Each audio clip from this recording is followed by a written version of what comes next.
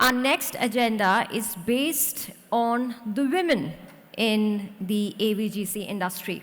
So we have another fireside chat on women in animation. I would now like to call upon Ms. Rounak Magoo, creative producer, virtual production, Green Rain Studios. Can we have a big round of applause for her?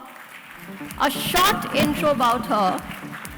Part-time Shograde Senpai, full-time Marshal, Rounak Magoo is a creative producer with more than 5 years of experience in virtual production, to be precise, and visual effects and animation across varied short formats ranging from IP projects to feature-length films to special venue features.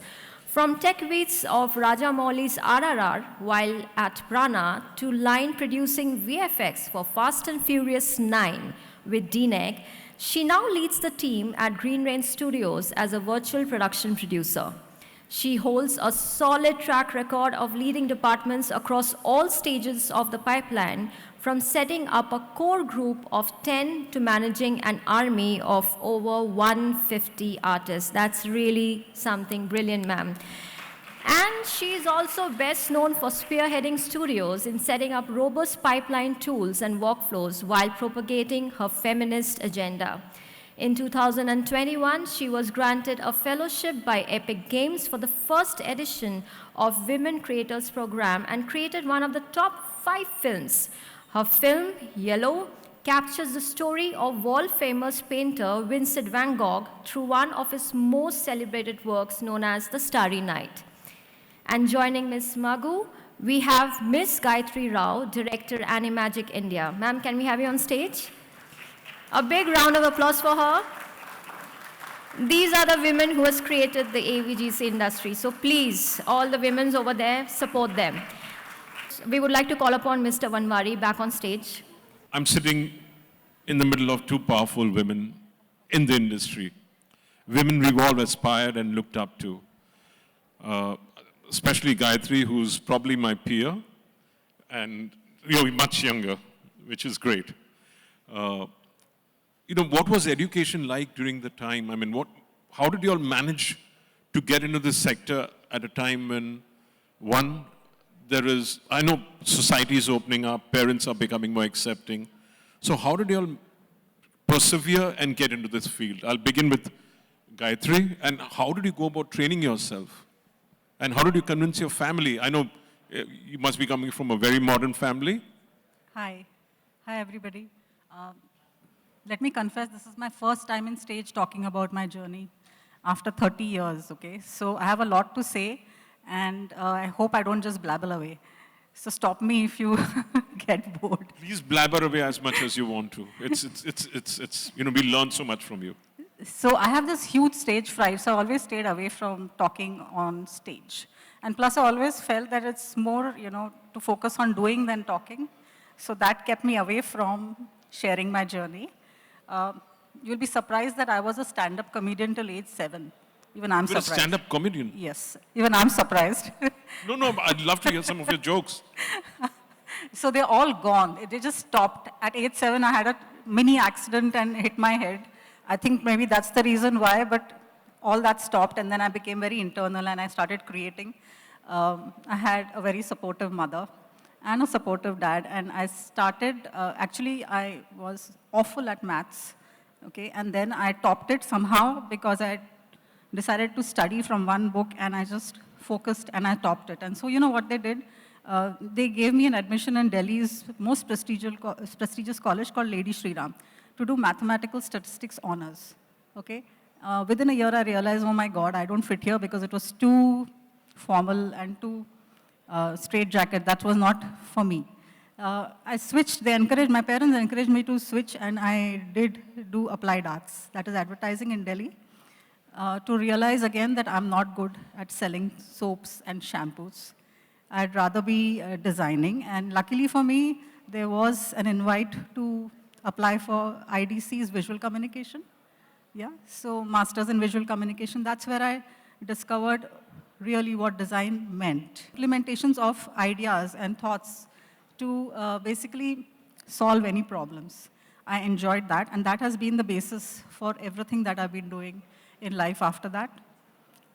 In IDC, they didn't teach animation, and I wanted to do my first film in animation because I had just learned for a month under India's leading animator, Mrs. Shaila Pararkar, the first woman animator, for a month. And I was thrilled with what one can draw and move things by drawings and, shoot under an Oxbury camera.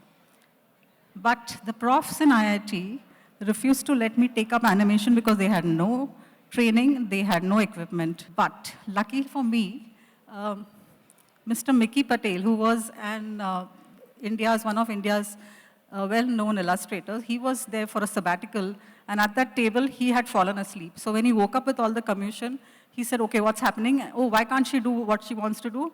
Oh, let her do it. So that's how my project got selected. And thankfully, I knew nothing about animation in detail, so I wasn't scared, and I just went ahead and made a film, 10-minute film, using a VHS camcorder and editing system.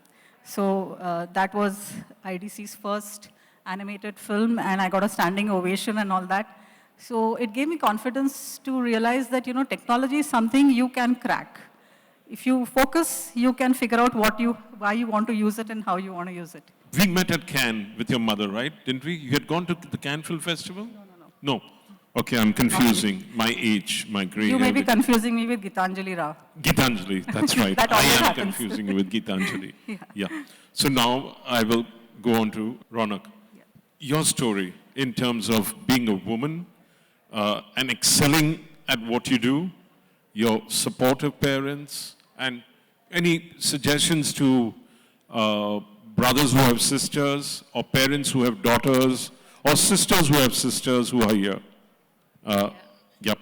Yes, in fact, I do see a lot of women over here. So I No, don't not think, enough, yeah. not enough. I'd like, in our office, Animation Express has 100% women. Am I right, Neha? Neha, 100% women? Apart from me, I can pass off as a woman, though, because of my hair. 100% or no? 100% women in Animation Express. And my son, of course, was a director, but beyond that, everyone else is a woman. Yep. So we need more women. Yes, 100%. And in fact, even when I was studying animation, I realized that more often than not, I would be the only woman in the room. Even now, so many calls where I am on calls with directors and clients and all of that, 9 of 10 are just men over there. So 100%, like more and more women here, like the more I see them, the happier I get. And speaking of perseverance, in fact, I do think it's something you have to constantly push through, the whole gender gap in the industry itself. And it doesn't come easy, and unfortunately, you do still have that whole thing of having to prove yourself, But trust me, and I see so many of you here, you're going to absolutely kill it. And you shouldn't let something like sexism, which is blatant in our country, unfortunately, stop you from doing what you want to and going out there and achieving your dreams. It didn't stop me. I know, but education. Yeah. You're a woman, you were a girl. You don't look like you're more than 25, though I'm not asking your age, okay? But how was it like in the institute? Were you treated any different, or wherever you studied? What courses did you take up? How did you progress in your art and your craft? So I did do a summer course at New York Film Academy in animation, after which I came back and did my BSc in animation from Whistling Woods International. So again, in our batch, there were very few women, but thankfully, outside of the animation faculty, I did see a lot of women representation there. And that was something that was constantly motivating because it becomes a sense of community at the end of the day. Even with the fellowship that we did, I think it's brought us all so much closer together. And you actively go out now and seek more women, right? I don't think there was any difficulty, so to say, for me, thankfully coming from a privileged background, wherein I was treated any differently from my male counterparts. Okay. Whereas in your time it was different, right? You said? Yeah, there wasn't so much privilege, and there wasn't... Yeah, so after I finished my IIT, I'm MDes, that is, I joined Ram Mohan Biographics. Sir Ram Mohan, who is known to be India's father of animation. Yeah, and he passed away a He couple passed of away a years couple ago. of years Yeah. ago. So I joined his studio. Thing is that he had had an experience of women he was training. All the women he had trained, they would get married and go away. So he wasn't very encouraging of women. Okay, but in my case, I was already married, so he had no choice but to let me on. But he still didn't hire me because he was confused whether I want to do traditional hand-drawn character animation, and so was I. Because I believed in doing experimental animation straight under the camera, painting under the camera and things like that. But I took up his challenge and I studied on my own for 3 months, and I did various exercises from books and other things, and I showed him my portfolio and he said, okay, you're on. So that's how I entered for 3 years. I kindly was assisting in traditional animation, but my heart always was in doing fun animation under the camera. So when a couple of ads came, and I noticed that he was going to shoo them away, I grabbed them and I said, no, nothing doing. I'm doing this in the stylized way, and let me handle these 2 accounts. He let me. I set up 2 teams. I designed them, boarded them, and then I was whisked off to Walt Disney Studios for an internship, because that was the year of the girl child, okay? And UNICEF, our client, and we were working on Meena films then, decided to pick up one of us and pack them off to Disney. And I most grudgingly went because my heart was in, doing experimental animation, and there I was being packed off, but somehow I was selected.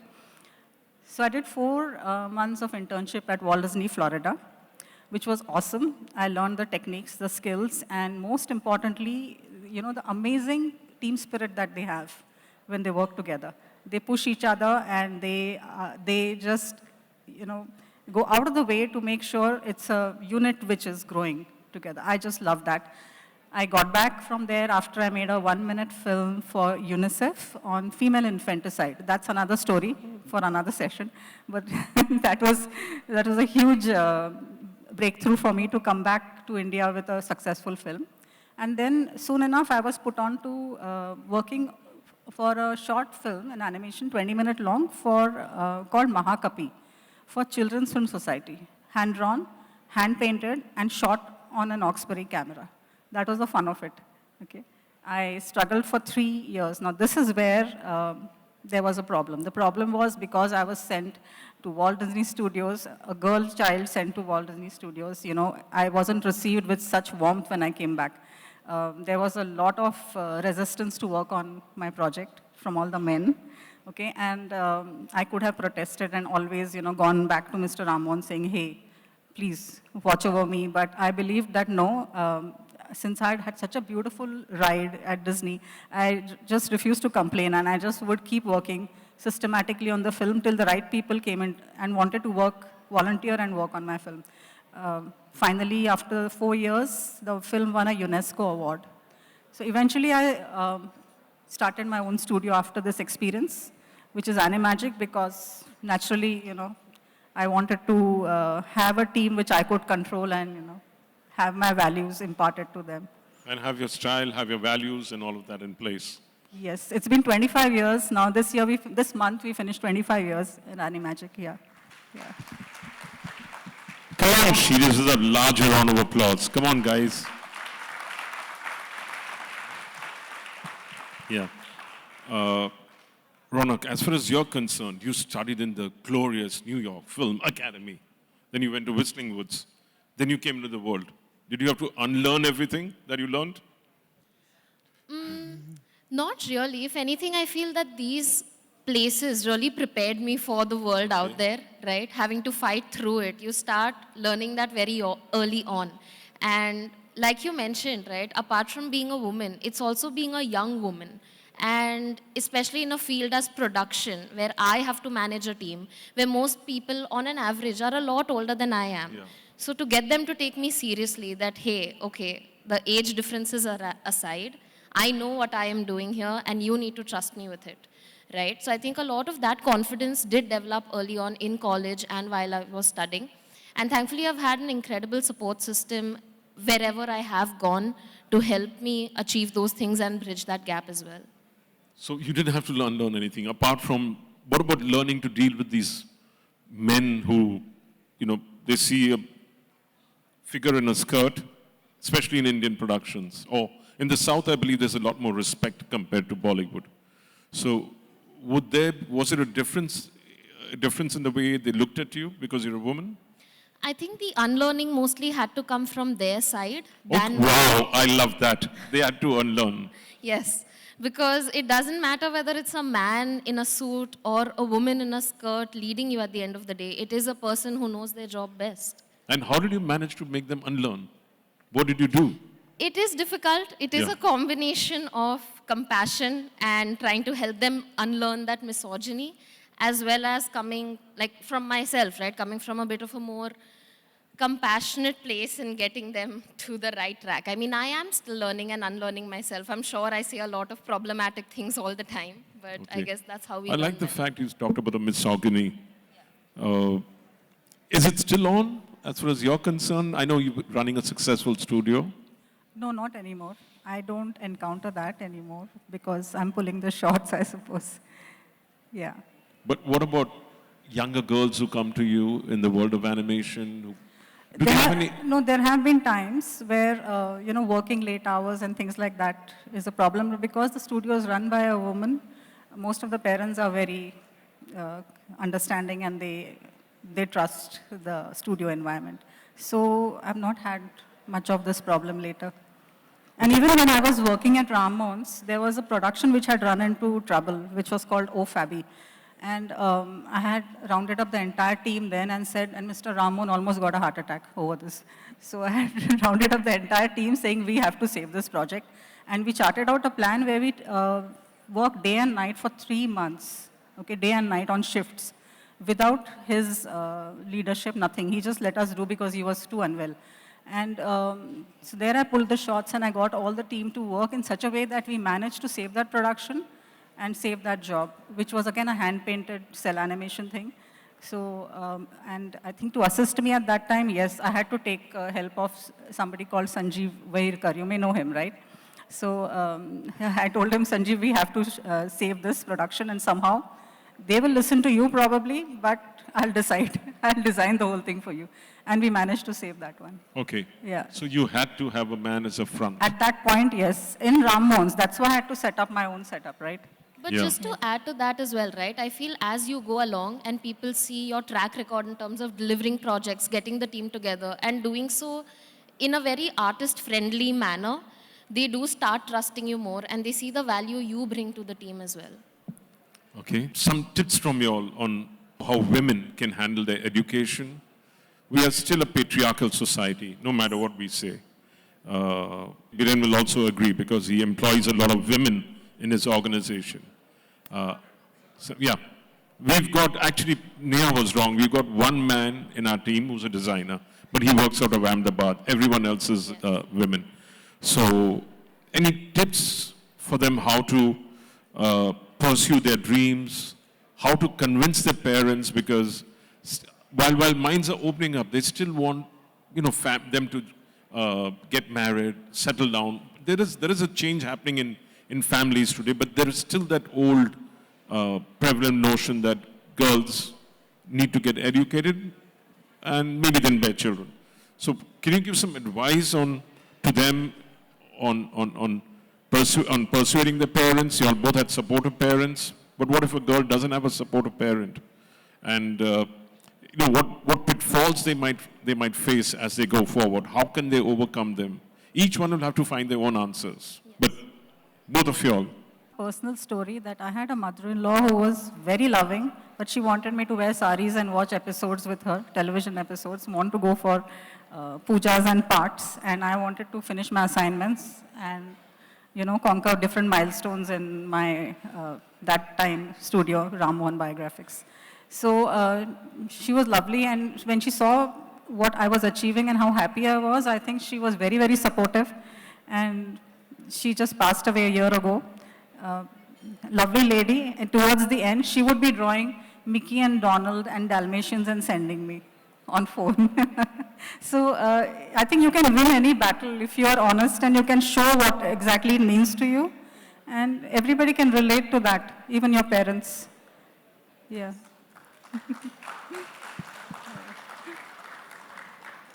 So I do have a question here for you, in fact, Anil. I do feel a lot of the change here doesn't just have to come from the women, right? So much pressure is put on them to change the system. What about the system that doesn't support us on a day-to-day basis, right? And if anything, I do feel that this kind of a cultural mind shift does need to happen. And again, yeah, it's not easy being a woman, but you have to fight through it. You have to persevere through it because you are made for great things. So if someone doesn't see your worth, my biggest suggestion to you is see that worth in yourself. You know what you are coming into this world for, the change you are going to bring in, right? When they see that confidence in you, in your eyes, there is very little that can, put them off and anything that they can question you about. I have a lovely example of Kirit and Tehzeeb in the audience. Cross-cultural marriage. My daughter is in a cross-cultural relationship. Mm-hmm. And she persevered. And we accepted after we discovered that they really cared about each other. Yes. So I think what you said is right, that I myself have been in many cross-cultural marriages. That's separate. That's a separate story over the years that I've been around. So perseverance is very, very important. Second is being damn good at what you do and being clear about what you want to do with your life. Now, will you all two women get together with other women, senior women, to create a support group for other girls so that when they face challenges, maybe you all can mentor them and take them through those challenges? Actually, I would enjoy that. Yes. I'm already doing that, but I would enjoy that in a formal way also. So just to add to that, in fact, Gayatri and me this year, we are mentoring the next batch of Unreal Fellows coming out of the Women Creators Program. So it is through platforms like this, like Gayatri mentioned, a more formal way of getting more women together. And I know the next panel is also an all-women panel, right? So it's more and more women out there. And trust me when I say this, like when we spot each other, we really hang on and help each other grow too. No, Neha, are you there? Neha, Prerna, y'all guys set up a women in animation group and let's start giving support to the women under Animation Express. Are you on for it? Say yes loudly. And where's Neha? Neha has to say the yes. She's the boss, finally. So let's look forward to creating that peer support group and through animationexpress.com. But it's been a pleasure chatting with you all. It's been my honor. Thank you very much. Thank you so much. Thank you. Thank you. A big round of applause, please.